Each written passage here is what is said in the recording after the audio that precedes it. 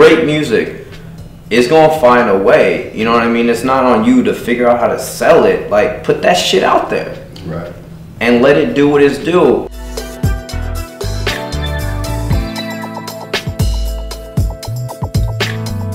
I had the experience, you know, with the blogs and everything, you know, from working with the, you know, other guys.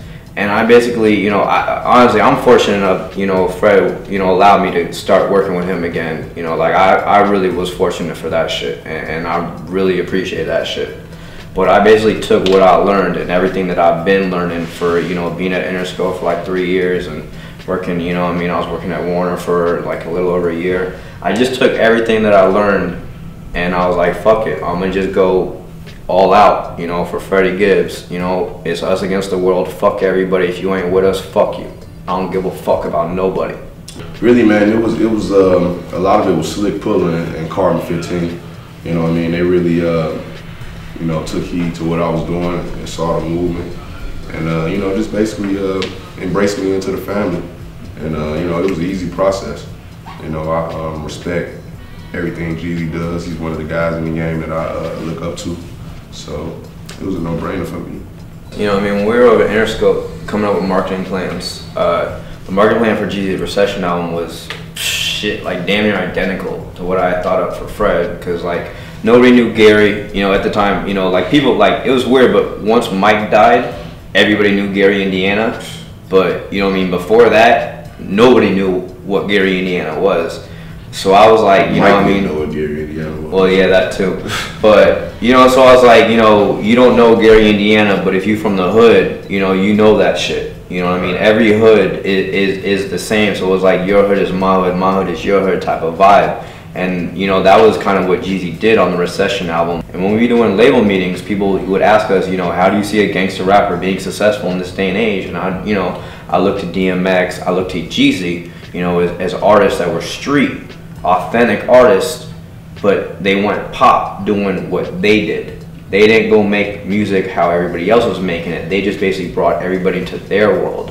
And so, you know, Jeezy was just always something that, you know, we always, you know, looked up to and, you know, somewhat, you know, studied, you know, what he would do. And so, you know, I mean, when we got, you know, when we, you know, they reached out to us, you know, like that shit, you know, I mean, we were like, this would be great if it happened. It's this one, I think her name's OG, in Magic City. Like, her ass was clapping so loud I could hear it above the fucking music. It was just crazy, you know. And like I said, he took me to Magic City. You know, it was a handshake deal, man. You know what I mean? Smoked a couple blunts. He let me know his vision. I expressed my vision, you know, and it matched. You know, as simple as that, man. I'm a simple guy to, you know, get along with it and work with. You know what I mean? Like I said, as long as you keep it 100 with me, I'm gonna keep it 100 with you. And you know, I ain't got nothing but that from that camp, man. Yeah, easiest artist I've ever worked with. Yeah, it's easy, man. You know what I mean? Just real cut and dry. You know what I mean? We either gonna work or we not gonna work. You know, we either gonna, you know, make something happen or we not. It's too many industry politics and run around and fuck boys, you know, doing all of this bullshit. They make the game harder than it's supposed to be. You know what I mean? But you know, Jeezy simplified it. What happened to a handshake and don't fuck me over and I'll kill you? Yeah, exactly. What happened to just a handshake? Don't fuck me over. I ain't gonna fuck you over. You know what I mean? If we was hustling in the streets, you wouldn't do that bullshit. So, I mean, let's not do that bullshit with this music. And this was like the first, you know, label meeting where it literally was Fred. Basically, you know, Fred and Jeezy met. And, you know, I was all nervous and shit because, like, I was in there and I wanted to go. But, you know, it's all good. I was like, you know, Fred, you handle it and I trust your instincts. And then when we got to the business side to actually hammer out the specific deals, you know, because there's always back and forth negotiation. Definitely.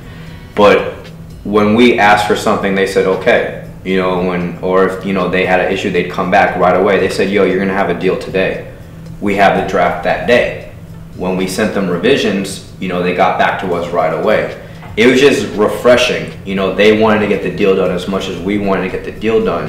So when I was, you know, having to talk to the lawyer and you know, do my job and make sure, you know, we're protected and all that stuff, you know, what a manager is supposed to be doing, the talks with them was completely different from every other label. Right. So I was like, fuck yes.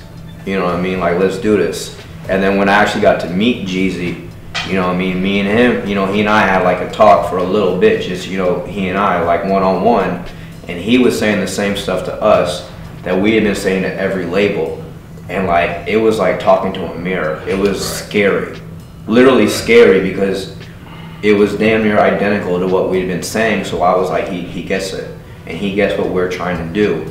And so, you know, it's beautiful. Now all that's left is to make music and get it out there. And, you know, we already got a couple records that. Yeah, he making it real easy for us to just like, you know, spread my wings and go. You know, he's not wanting me to come over there and just slow down. And, yeah, he said, don't slow down. Do what the fuck you doing. Do not slow down. Right. He don't want me to just, you know, and just, you know, people think I'm just gonna go over there and just be, you know, up under him and wait for him and, you know, for him to do his thing. You know what I mean? Because, you know, I definitely gotta, you know, keep it moving. You know, I got a fan base as well as, you know, just like he does. So, you know, I got to satisfy that and continue to cater to that, you know, and they recognize that, you know what I mean? The guys over there are 100 guys, you know what I mean? And, you know, that's all that we wanted. We just wanted somebody that was just going to keep it 100 with us. It wasn't about the money. It ain't about, you know what I mean, me being within the in crowd or rap, because, you know, I definitely don't give a fuck about that. You know what I mean? It was just, you know, being with somebody, a brand that we trusted and that we respected. And that believes in us. Definitely. That's the main thing. Somebody that believed in us. I hate to say this, but I mean, a lot of people comparing me to Tupac or whatnot. So I mean, I don't know. You think I can, you know, take it to that level or better? You know, I think so as well.